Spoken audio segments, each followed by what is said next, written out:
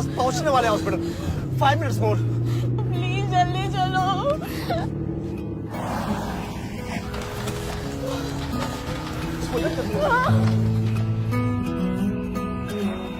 हौले हौले रातों को चुपके से आ जा रे।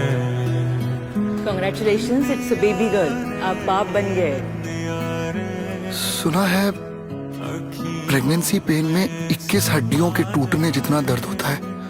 तुमने ये दर्द सहा, पर मैंने तो ऐसा कुछ भी नहीं किया। निंदिया रे। ये इतना आसान नहीं होगा। I know. कभी इसे हंसाने के लिए मुझे रोना पड़ेगा।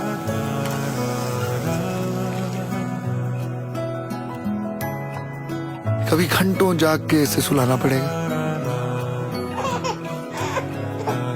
आधी रात को उठना पड़ेगा तो दिन में खामोशी से रहना पड़ेगा। निंदिया रे।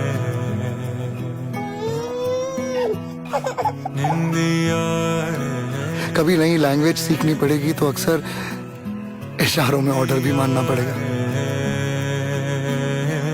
और हाँ, जो अब तक देखा है, सुना है कि ये सब माँ की जिम्मेदारी है, उसे शेयर करना सीखना होगा।